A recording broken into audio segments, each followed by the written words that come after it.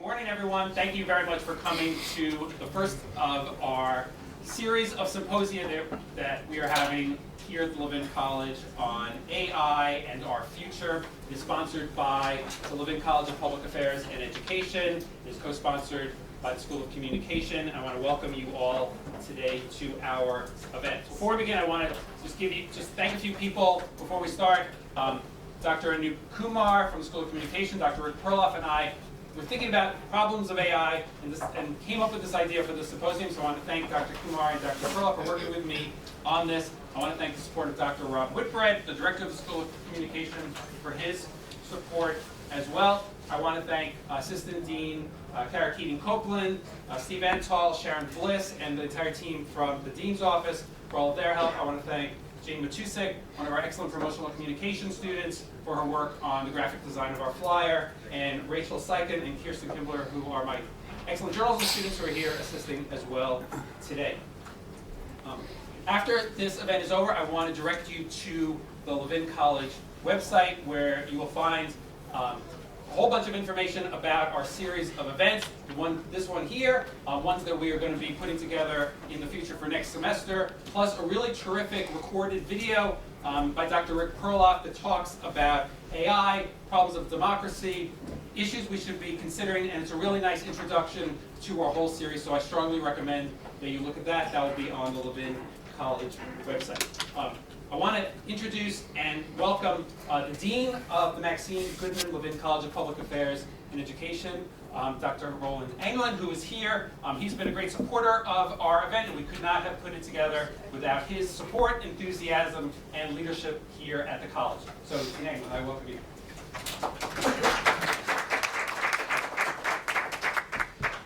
Thank you, good morning, and welcome. The theme of teaching and learning in an age of artificial intelligence is important, as you well know. In the past year or so, we've had an upsurge in thinking and working in the area of artificial intelligence, and now we're trying to figure out what it means for our scholarship and our teaching. This convening is critical. It's critical because we, as human beings, want to change. We don't like to incorporate disruptive ideas, disruptive things. But in the academy, that's what we do. We embrace new ideas, we embrace new things, and we have to figure out what it means for society and our students at large. And this is an important conversation. I applaud the organizers and look forward to hearing more about what you have to say. So thank you, Professor Horowitz. Let me introduce our three experts here today for our conversation about this. First up is Dr. Selma Koch, who is a professor of educational technology here in the Levin College of Public Affairs and Education. She has her PhD from Ohio University, and her teaching includes educational technology, educational psychology, and she also runs the Summer Institute for Gifted and Talented High School Interests. She has a prolific body of research. Next on our panel today is Elliot Oreszkovic. Elliot has a BBA in marketing from Cleveland State and an MBA from Cleveland State, and he's worked in the Cleveland State Writing Center for the past 6 years, and he's presented on AI and higher education at several different events and conferences. Outside of Cleveland State, Elliot is the executive co-director of the United States eSports Association, which pioneers work in esports ecology and esports as a national security priority. Next on our panel, we have Dr. John Jurek. Dr. Jurek is an assistant college lecturer here at the School of Communication. He has previously worked for NBC News and for Reuters in places like Moscow, Hong Kong, Singapore, and Turkey. He has his PhD from the University of Texas at Austin. I'm Ed Horowitz from the School of Communication. I'll be your moderator, directing questions. Hopefully many of you received an index card when you came in. If not, they will be coming around shortly, where you can write a question. Midway through, I'll have one of our students collect those cards with your questions, and we can have a lively discussion towards the end. But we're going to start off with Dr. Koch. She's talking about teaching and learning in the age of artificial intelligence. Okay. Thank you to the organizers for this great event, startup event. So interestingly, today marks the first year anniversary of the public launching of ChatGPT. I don't know, that was particularly selected, yes. So I was surprised to find this data. 35% of college students are already using AI for help in their homework. And just this morning, I read that a survey study found 58% of college instructors said that their students are already using AI in their classrooms. So I'm not mathematically inclined at all, although I love math, right? So based on these two data, my rough estimate, and somebody can correct me, definitely, my rough estimate is that 45% of college students are using generative AI. And just a couple of weeks ago, I got an email from a Cleveland school district cautioning parents about the wide adoption and use of AI in their homework assignments.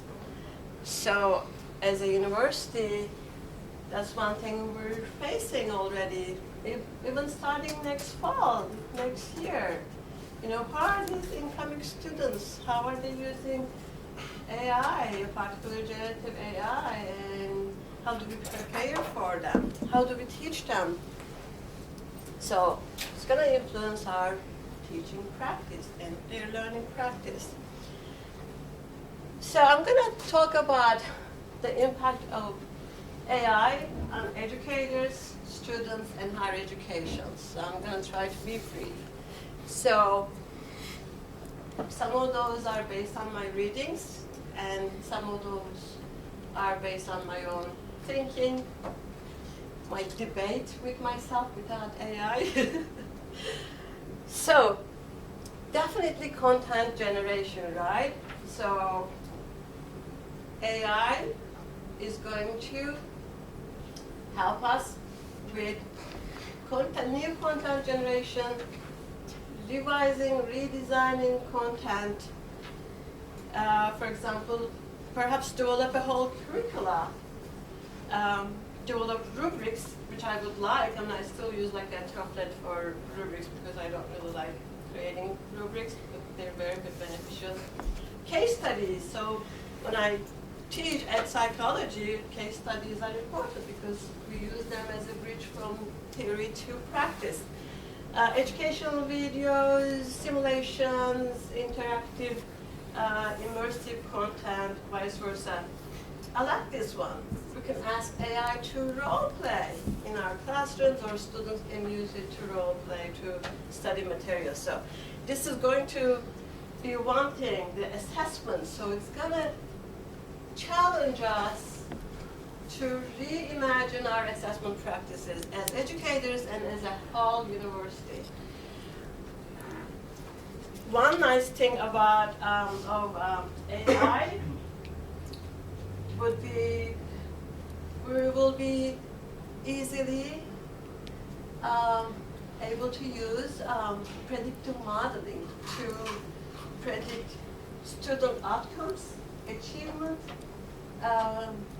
to identify at-risk students. And this is interesting. I didn't read this anywhere. So I think it's gonna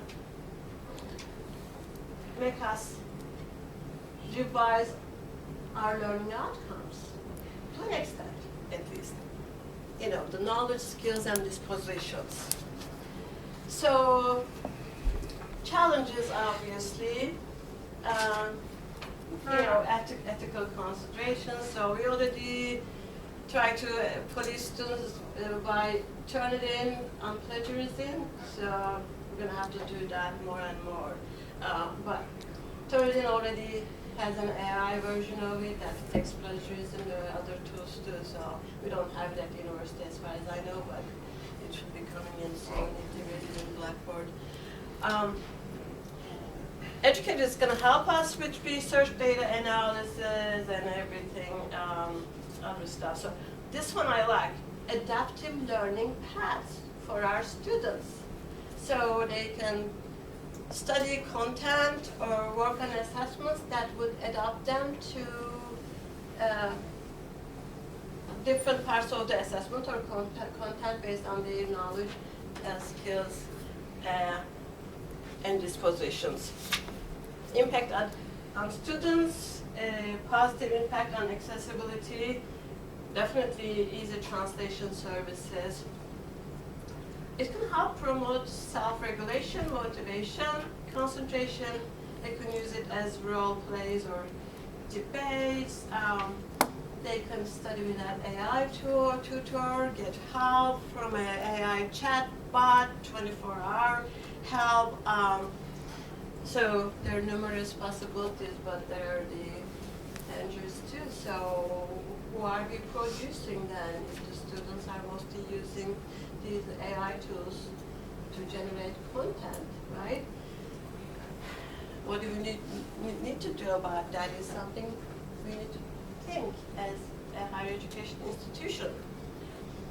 A nice advantage of AI is it's going to immensely help data collection and predictive modeling, help with retention and achievement studies.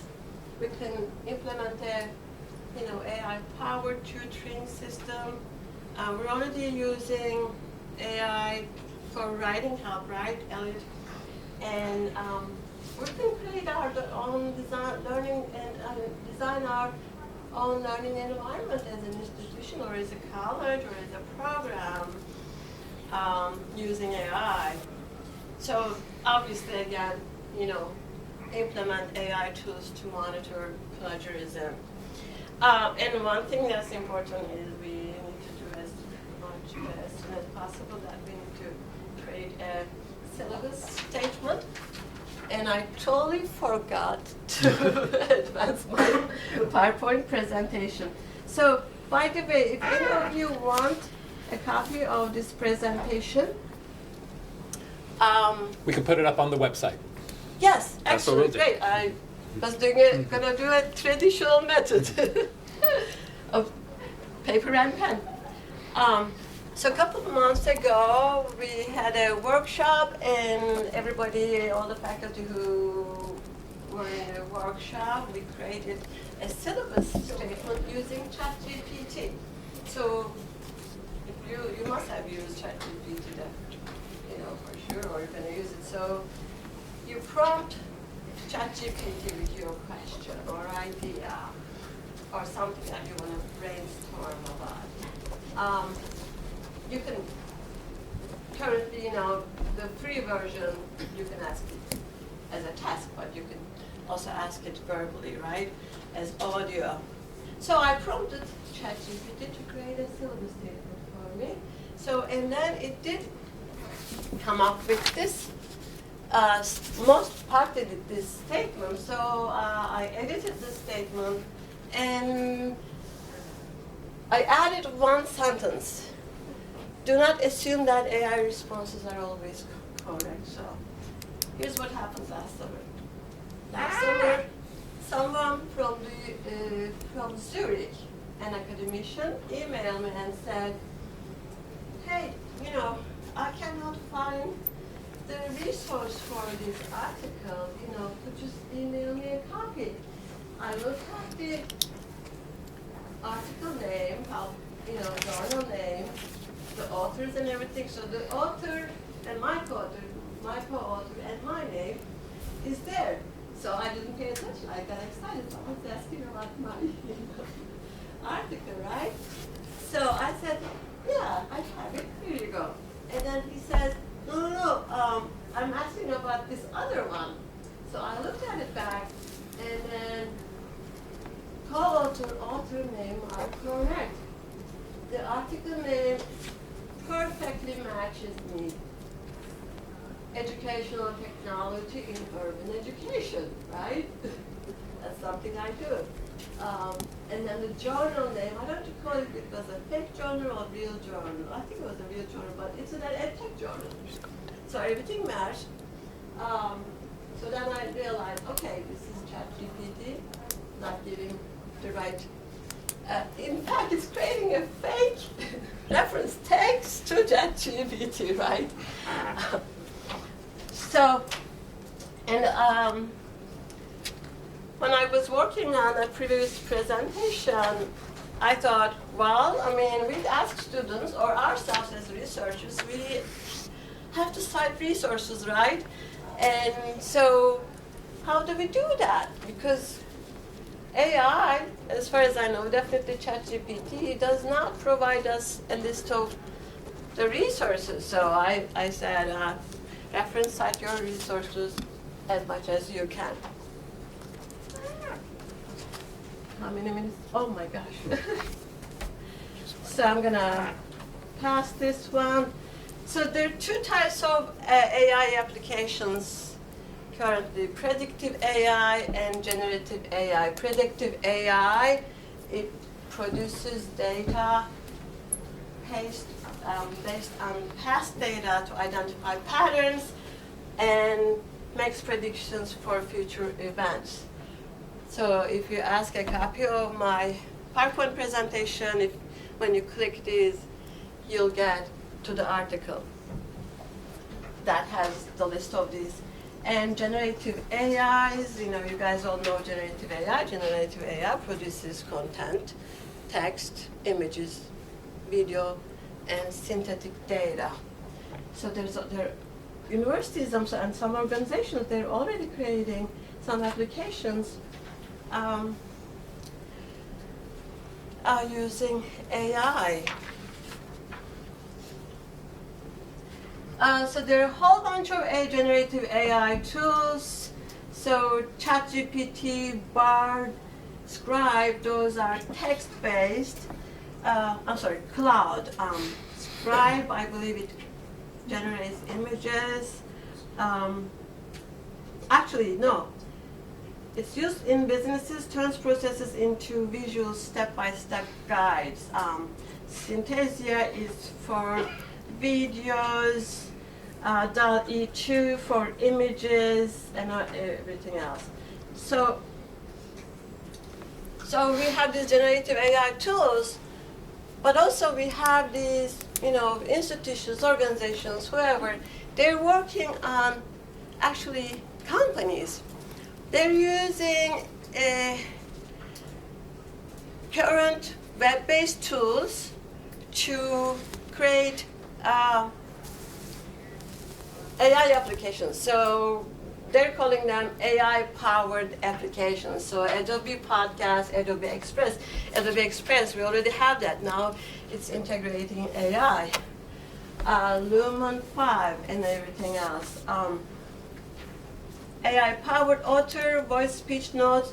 You gotta see this one, Conmigo. I was fascinated, and it's gonna tell you, create a framework in your head how we can use in education, partly, mostly, in education in K-12 or as teachers. So other plagiarism tools and everything else. And then I was thinking, okay, should I talk about philosophical implication? I said, no, too much, I don't have much time. So I asked ChatGPT to create one for me, and it came up with an excellent list. Not that you'll be interested.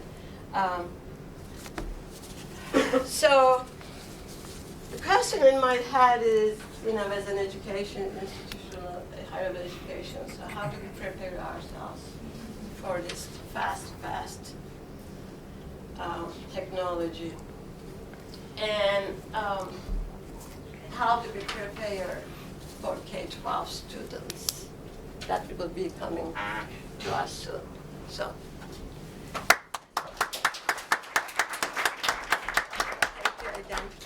Dr. Koch unfortunately has to go to another meeting right now, so we will let her slip away. Thank you very much. That was really very interesting because it gives us a nice overview of how things are. So we'll post that on our website, and if you're not familiar with all of those different ChatGPT and other types of AI programs, it's fascinating and interesting way to get familiar with it. Let me transfer over to our next guest, and that is Elliot Oreskowik. And Elliot has worked in the Writing Center, and I think he's going to talk about some experiences with working with students and how things that will make us as faculty and you as students also interested in the problems and solutions for AI. Yeah, I don't have a fancy PowerPoint like everybody else. I'm just going to stand up and wave my hands in an emphatic gesture and look at my phone because I wrote it right now. I'm very good at being prepared. No one ever questions that. So I guess I come into this a little different. This is my first year actually teaching at Cleveland State, which is cool. You know, all the things that I used to complain about faculty doing in the Writing Center, now I do. So I kind of get it, but I also don't. So in addition to that, as was brought up, I do stuff outside of Cleveland State as a full-time job in esports, which if you want to talk about that, we can. It's very cool. It's also national security and ecology, which are things that people in esports don't talk about. So I got you if you're interested in that. That does intersect with this in an interesting way, you know, misinformation, media literacy, which is stuff that we do, totally unrelated to this talk. So, does anybody not know what the Writing Center actually does? Because if you have no idea, that's going to be an issue. We have one person, which is sufficient to talk about it. All right, so you send students on over, or maybe you are a student who wants to come in. You sit down with somebody and say, hey, look, I got this assignment, ostensibly something to do with writing. If it's math, I don't know how much they're going to be helpful. Maybe some of them can. We have actually gotten people, you know, with other assignments, which is always weird. But you come in with something with writing, say, hey, this is what I'm working with, this is where I'm at, and then from there, you know, theoretically, the sky's the limit. It's just what are you working with, what do you need help with, and is that something that the people there can provide? Biggest issue is turnover. It's a student-run thing, so, you know, if you find someone you like, they graduate in 2 years, sorry, there's not much you can do there. It also does mean that quality varies, though it's all very good compared to the average CSU population, since that's kind of, you know, the prerequisite to doing it. At least in writing, of course. Some of them might not be very good at math. So as was also mentioned, I talked about GPT-2, actually, at the 2019 annual conference of the International Writing Centers Association. At that point, I looked at it and went, okay, you know, if this keeps going, I'm going to be out of a job, which would not be good because I would like to make money in an ethical way, which is even harder. The people in the Writing Center community are all English majors. If we have any English majors, I don't mean to offend you. They're not great at seeing a potential technology threat and going, that's going to be an issue in 2 years. But lo and behold, in 2 years it is an issue. So here we are. The issue, of course, at that time was how do we integrate this into the Writing Center work so that you can actually smooth over a lot of the quality issues and make sure that everyone's getting basically the same treatment, which is legally required. And then, of course, you know, make sure that students are able to do things on their own, which if you're relying on the Writing Center, you can't. And then, of course, other things as time goes on, but that's really where everybody's at. There were like 10 people who showed. There's more people here than showed up to that talk. And it got put on the Sunday, so you can tell how much they cared about that, which was really cool of them. I have no animosity towards that community whatsoever. So the biggest issue, apart from faculty, which we'll get to at the end, of course, is students who cheat. Students cheat. If you're a student, you might have cheated. If you haven't cheated, maybe you thought about it. That's just a reality, and that's just the world we have to live with. Whether or not it's ethical, whether or not it's justifiable, totally outside of what I would personally care about, especially within this conversation. The fact of the matter is people do it. The issue from the Writing Center's perspective is that we have to suss out when people are doing it, how they're doing it, and then we have to go, hey, you know, professor, your kids are cheating, and here's how we think they're doing it. What the professor does with that is their own business. And that's where one of the issues comes in. So if you have people who are doing the tutoring side of it, or just the general student success services, who are doing their job correctly, if the faculty aren't doing their job, there's absolutely nothing that the student success people can actually do with that. So if the faculty aren't enforcing, academic misconduct policies, which your contract says you have to, then that's going to be a problem because the student success people can't do their job. And if they can't do their job, then you're going to be mad because they're not doing their job in your eyes, and then everyone's angry at each other, and then we have a dysfunctional institution, which is not good for anybody. So, again, whether or not students cheat, that's a whole different issue. How you handle it in your classroom is your own issue, but at the end of the day, people have to work together. If we don't work together, the Writing Center can't do anything for you because it's, not their job.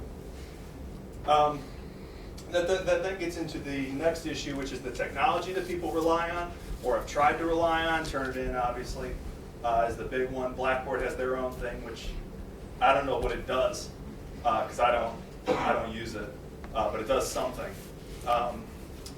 Biggest issue with Turnitin, obviously, is it's not doing what they, the wording that we use for it. It doesn't check for plagiarism.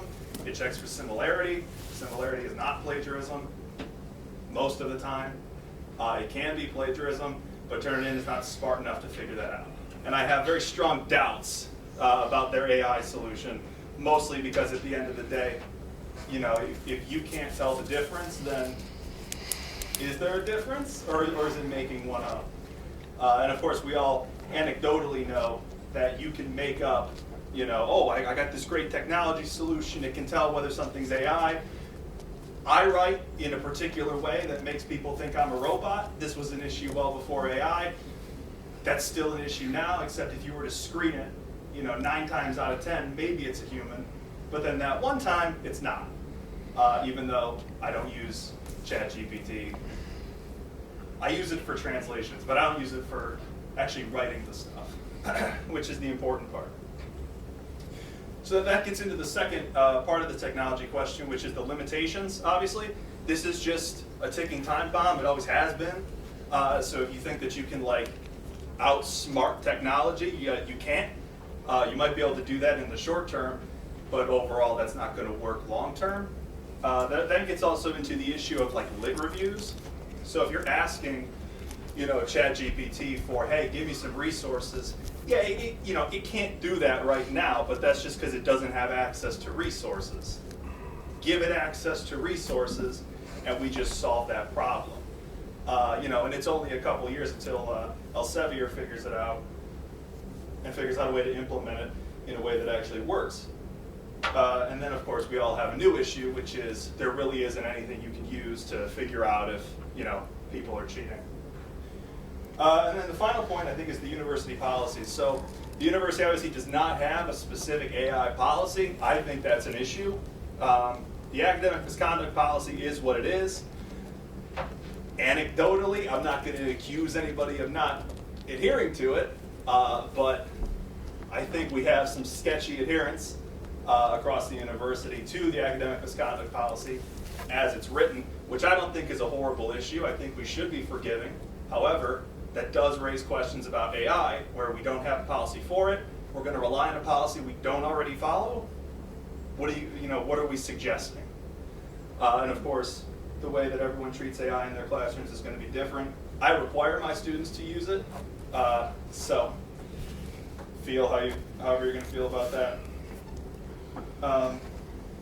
So I guess I came up with 3 suggestions in the email thread before this, so I'll read them off and we can all admire them. I guess one is that the effective use of the Writing Center has 5 different components.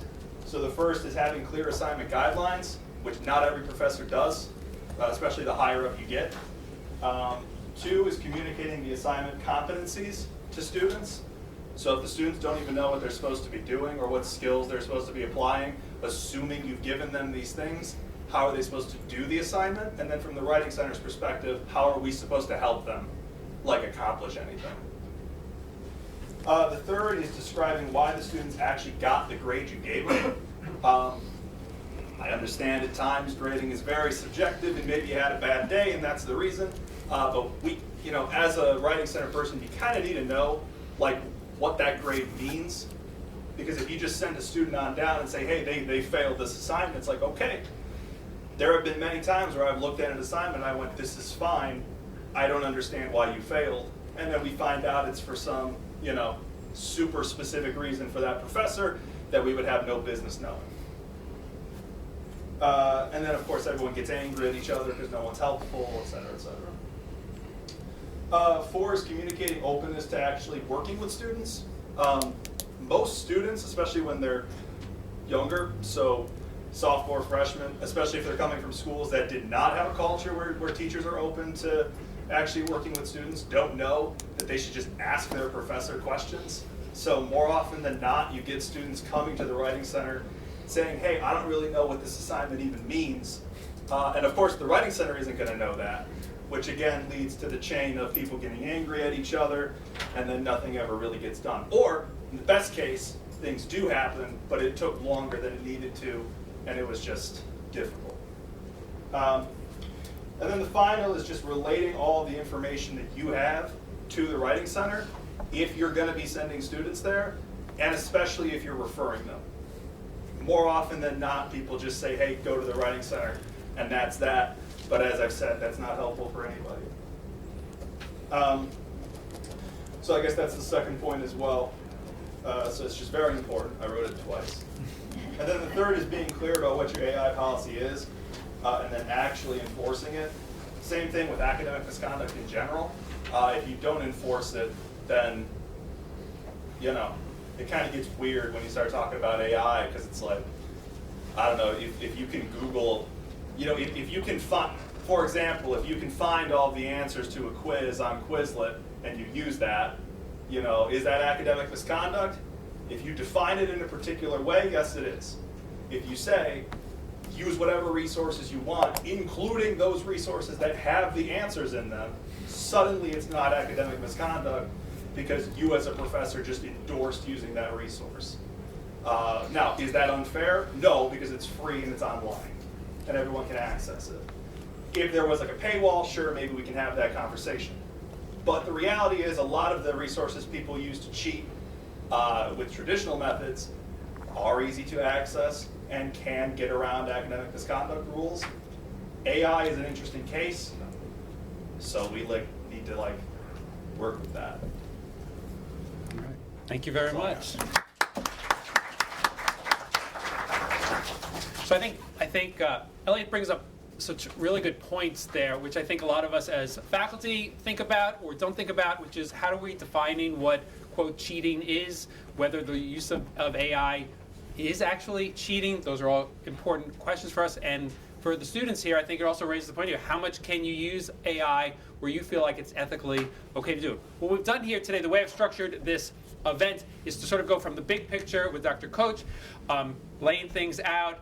Elliot's talking about more specific things that he experienced and that the Writing Center experienced, and raising a lot of important questions. Now Dr. Jurek is going to give us a nice example of the things that he faces in his classes with students using AI in particular. Dr. Jurek. Thanks. I'm going to have to stand behind the lectern because I've got some things to show you.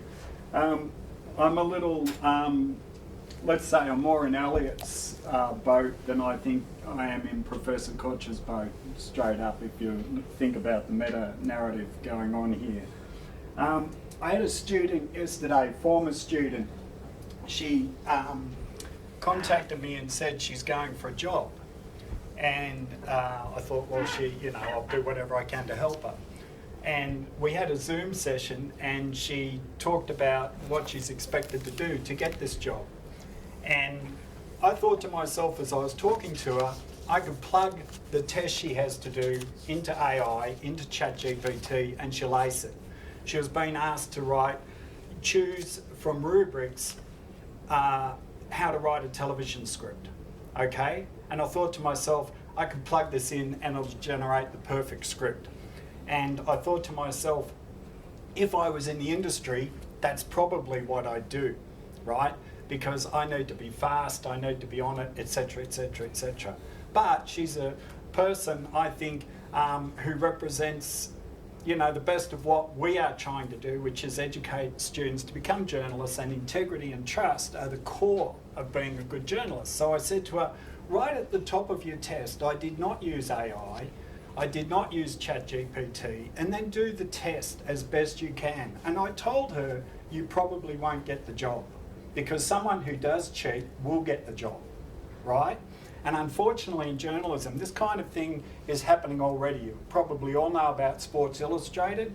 The top sports magazine in this country in the past was busted on Monday using fake bylines, AI-generated stories and fake images. Okay, so they've pulled them because they've been busted. But guess what? They'd outsourced it to a third party, limited liability. Therefore, they weren't responsible and they're just hiving it off to the company. Oh, well, they did that, not us, right? But the fact is that if Sports Illustrated is doing it, everybody is going to be doing it soon enough. Why? Because the bottom line is it's a commercial enterprise, and to lower costs means to get rid of people, to maximise profit means to get rid of people, and the bottom line is AI can do 90% of what journalists are going to be doing, except going out into the field and doing some reporting, that kind of thing. All right, so I think it's a reality. The fact that Sports Illustrated did it means other people are going to be doing it sooner rather than later. They got busted. 10 years from now, nobody will care. Okay, so that having been said, at the end of this, I'll be rather more optimistic than I am coming across now. But I told that student, you know, to be upfront, do not use AI, tell them you're not using it, and I don't think she'll get the job, right? Because someone who cheats and is okay with cheating will get the job. Sports Illustrated has endorsed that approach to journalism in the future. Okay, if you've been following the OpenAI ChatGPT thing around Sam Altman, so Sam Altman gets removed by the board as the head of OpenAI like a week ago. Over the weekend, there's a whole brouhaha in San Francisco. 700 employees are going to follow him out the door. I mean, this kind of tech bro thing just, you know, there's too much of it. But that's the world we live in, you know. You're Elon Musk, you're Sam Altman, you're Jeff Bezos. I mean, when's it ever going to stop? Well, it's not, right? Because that is the world we have over, since World War II, I'm a political economist by training, over this period, we've kind of lost the ability to embed our economies inside the social, economic, political and cultural contexts in which they operate. We've completely deregulated business, etc., etc., etc., and we're now reaping the benefit of that. We're now reaping the outcomes of the kinds of decisions that have been made at the political level over the last 20, 30 years. So on some level, AI is not new. It's just the next technology. Okay? So that all having been said, oh, by the way, Sam Altman then came back on Monday as chair of OpenAI again, but he's very clear now that he's actually not going to be disingenuous with the board, which is why they ousted him before, but with the 49% stake in OpenAI that Microsoft has, he's going to push to monetize it. And that's what it was always about. That was what it was always going to be about. And now Sam Altman at least is being honest about why he's in it, to make money. Okay? So it's not about making the world a better place for anybody, it's about making money. That's the world we live in, and that's the journalism we have to train our students for. So, here I am, an enterprising professor. I've got 7 minutes, and I'm going to try to keep myself to that, so I'm looking at the clock. I teach COM 225, media writing. It's the boot camp to become a journalist, okay? What is AP style? How do you write the inverted pyramid? Who, what, where, when, why? Lead, body, what's next, right? If you can't write, you can't think, right? This is my attitude. If you can't write, you can't speak. If you can't speak, you can't think. So if a person can write, we know the brain is functioning, right? If I'm an employer, in the future, I would always have them do a written test. Right? If I teach COM 225 in the future, in class, I will have the rubrics, I will have the cell phones put in a basket at the front of the class, and they will write their responses in class on paper. because then I will know if they're actually able to synthesize the material I give them and write. Because if you can't do that, you don't want to be a journalist. Oh, except journalism is changing, because AI is going to be doing most of it, as Sports Illustrated has already proved. That having been said, I'm a Neo-Luddite, smash the machines. That's my attitude right now, okay? So, here I am in Com 225, I'm a student of Dr. Jurek, and I got assignment 1, it's 15% of my grade, and I have to write from a rubric an AP style inverted pyramid story. So I go to the rubric, let's pull up course content, and let's go to the rubric, and down here you can see here, write a new story based on the provided rubric. And just to test this, because guess what? I'll tell you what happened. So I just copy the rubric, okay? And I take it over to ChatGPT and it says, how can I help you today? And I right click and I paste and I hit the button and watch the magic happen. And here we have the story. Headline, Dolphin Rescue off Edgewater Beach marks unforgettable graduation disc. Byline, date, Cleveland. A routine boating trip on Lake Erie turned into a remarkable rescue mission, blah, blah, blah. Distressed dolphin entangled in an illegal drift net off Edgewater Beach. Blah, blah, blah, blah, blah. It's perfect, right? This would get an A from me, right? And the students who did this all got an A from me, okay? Because if you read it down, it's correctly structured. Okay, so we have a lead, we have fleshing out the lead, we have a thing, we have the first quote nice and high, we have a little more, we have a second quote, it's perfect. And we have a what's next at the end. Congratulations to the 3 students who did it. Let me show you their work. I've taken their names off. All right? So, this is what I sent to the university because I was like having a meltdown. I mean, those of you who had me in class know I melt down quite a bit. Here we go. I copied the ChatGPT. This was, I did it for you just now. So here we go. What triggered me was Good Samaritans. So ChatGPT is it never produces the same thing every time. All 3 essays were different, but they all had the trigger term Good Samaritans in the version that I got a couple of months ago, okay? And I thought, oh, wait, I saw that 10 essays back. And all of a sudden, I realised 3 students had these trigger phrases, Good Samaritans, distressed dolphins, illegal drift nets, all this stuff, which, ChatGPT generated. Yes, some of it was in the rubric, but the way it had been put together, and that was never in the rubric, right? So when I plugged it in, ChatGPT gave me the version, okay? So let's have a look at what the students did. That's the ChatGPT version. Student 1. Bravery and compassion, blah, blah. Good Samaritans, there you are, in the headline. No problem, all right? Student number 2, Good Samaritans, right at the start of the headline. You see it was a little bit structured a little bit differently. And student number 3, oh, wait, okay, so this one's Good Samaritans rescue dolphin trapped in illegal drift net. But student number 2 was... Oh, it even got the headline exactly the same. Oh my gosh, heartwarming act in a heroic act. So look at this one, in a heroic act, and this one underneath, in a heartwarming act, right? So those little things. Now, this is fascinating to me. And I can say to you, I busted 3 students cheating in my first 3 years at CSU.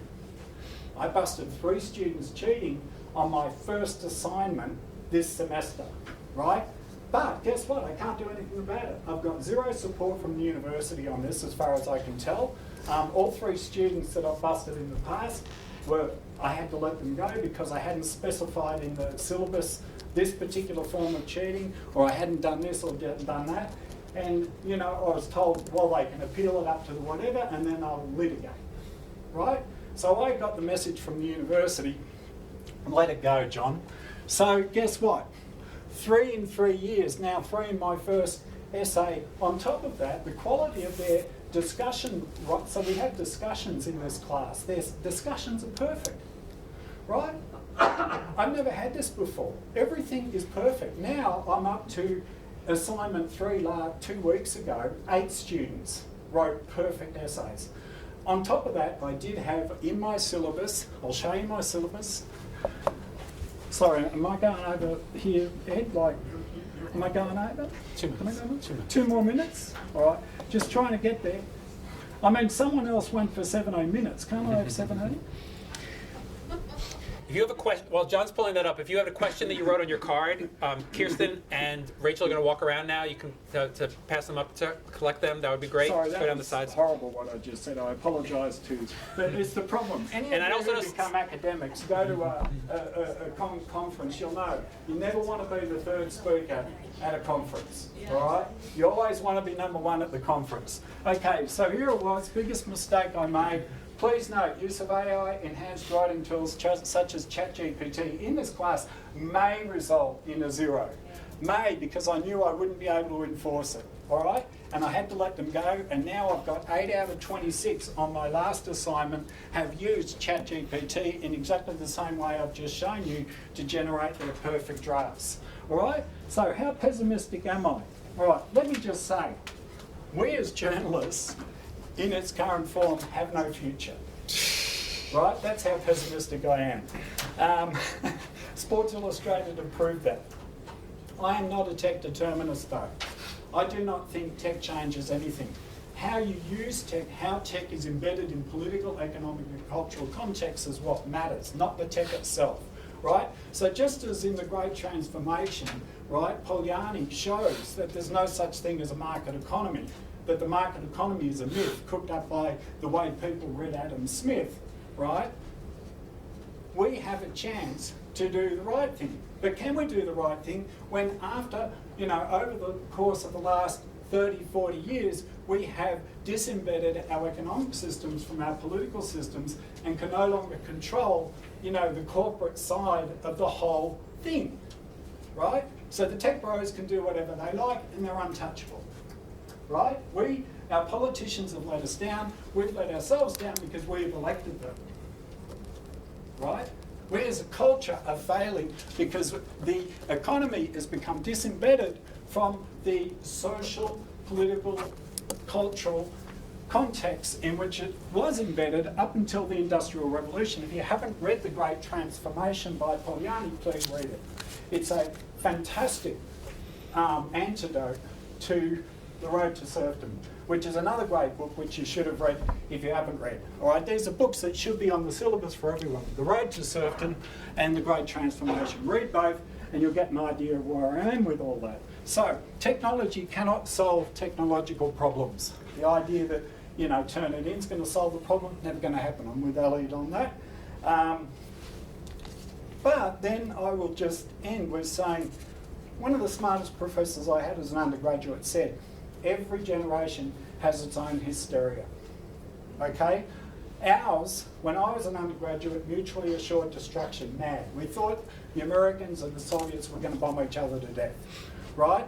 5 years ago, I'd have said climate change. Now I think it's probably we're going to have an AI hysteria moment. There was an hysteria moment when print thought that radio was going to kill it. There was an hysteria moment when radio thought television was going to kill it and print. But we still have print, we still have radio, we still have TV. Today we've got multimedia, right? I also know, having worked around the world and being a political economist by training and seen a few things, that it's the unintended consequences which will be the most important, right? So whatever they're telling you about AI, it's going to be something else, possibly good. I think, because I'm something of a pessimist on this, likely not so good, but it will be unintended. We've got no idea at this point where it's going to go. So the tech pros in San Francisco can tell us we're going to do this, that and the other. We don't know where this is going to go, but it is not going to go away. And we as journalism teachers have to embrace it somehow and teach it. And I just think the obvious thing is if Sports Illustrated had just said, this is an AI generated article, right? These are fake pictures generated by AI, nobody would have had a problem with it. That would have at least been honest and had some integrity. And with that, I'll stop. Thank you, Dr. Jurek. So we've seen from the top big picture, and now we've seen some very specific things here. All of you have used ChatGPT, I'm sure, and we've got a lot of really interesting questions here. Elliot, what do you think is a way that students, maybe we should be teaching them how to use it responsibly? Maybe we should be using it to show them, can't they use it for inspiration for their writing assignments? Why do we have to be so negative on it? I mean, that's like teaching someone how to use fentanyl medically. Like, if you know how to use fentanyl medically, you can use it illegally. Now, obviously, we're not talking about fentanyl, and it's a very serious issue, so I don't want to downplay that. But, you know, if you can do the one, you can do the other.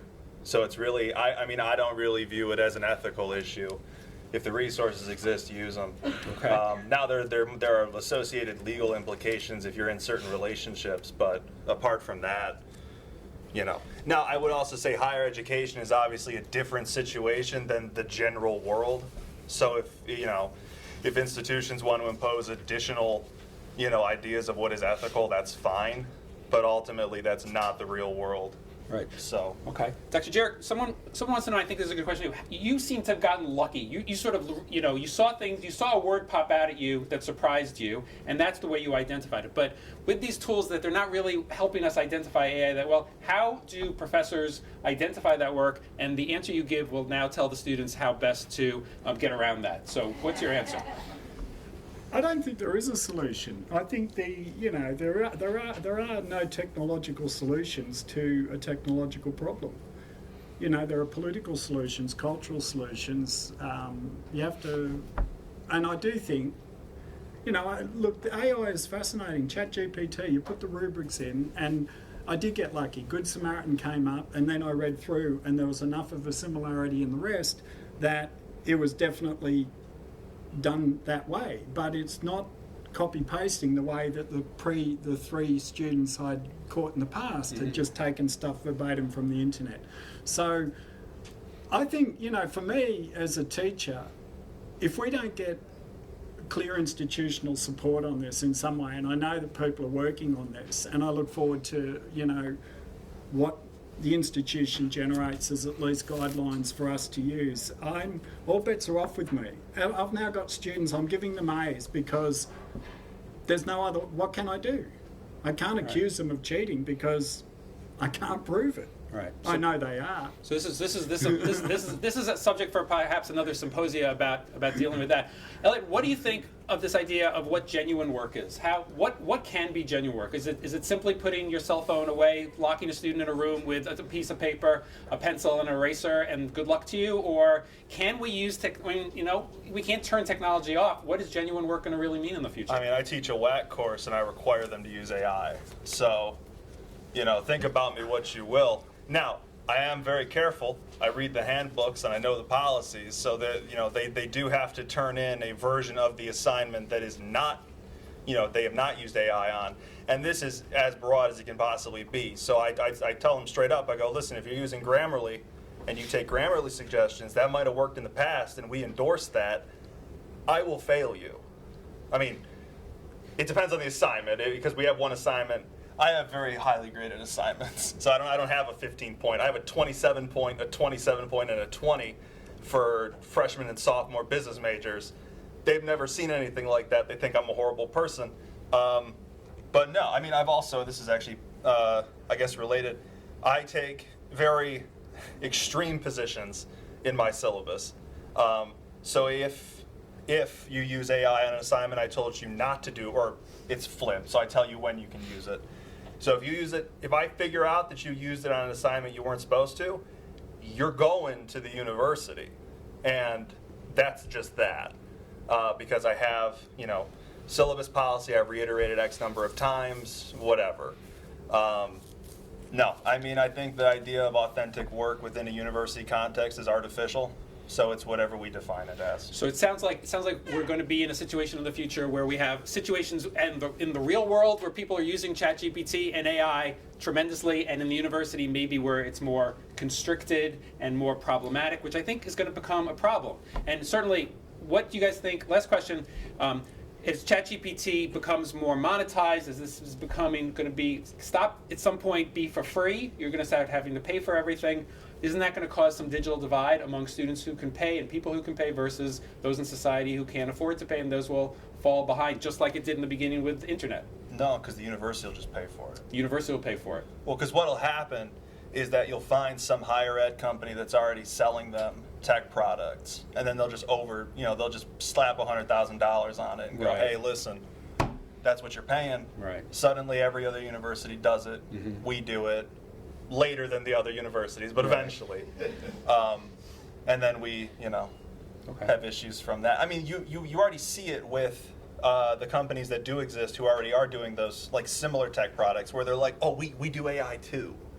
And it's like, well, the AI you're doing is to detect other AI just because you don't sell that version. Mm-hmm. What happens when you sell that version too? Right, right. John, what do you think? Students want to use ChatGPT. We all want to use ChatGPT or other AI tools to excel, right? And if you guys all saw his assignment, this was so ridiculously minute in detail, right? So ChatGPT could read that and understand it. My assignments are a little more broad, and so I give students a wide latitude in how they do it. I don't think ChatGPT would do as well. Perhaps, I haven't checked. So shouldn't we be teaching our students how to create the best prompts so they can use ChatGPT for the future? If we're training them to work in the world, then they should be leaving the university knowing how to best use the next technology. And you're saying they should drop their cell phones in a basket when they take their work. All right. I think our job is to train students to be best able to do their jobs. And I think the emerging world of journalism, AI is going to be absolutely central. It already is. I mean, Reuters uses it. They've been using it for years. They just don't front up about it. They use it to write business stories. They don't put bylines on it. They just put Reuters. So the stock market indices come down, they have templates that plug in, and it's like a 2-paragraph story. That's all a trader needs. Keep in mind that Reuters services a lot of different industries. Right, so what's your answer in 1 minute, John? Give me 30 seconds. The bottom line is that we need to, I said to Prof. Whitbread, the chair of our department, we need to have a course, how to ChatGPT for journalism, how to AI for journalism. It's not going away.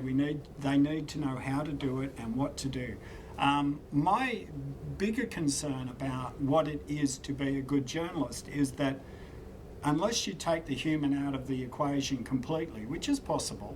I mean, you think about a press conference, Biden speaks, a machine could take the bytes, put it together, generate a script, the anchor could read it, drop the bytes in. Very easy to do, right? But if a human's going to be involved, the human needs to be ethical, needs to be transparent, needs to have integrity, needs to be able to write, and if they can write, they can think, and if they can think, they can function. So my concern about is that we now have to kind of bifurcate and do two things. We have to, on the one hand, train students to use the technology in the best way and the right way.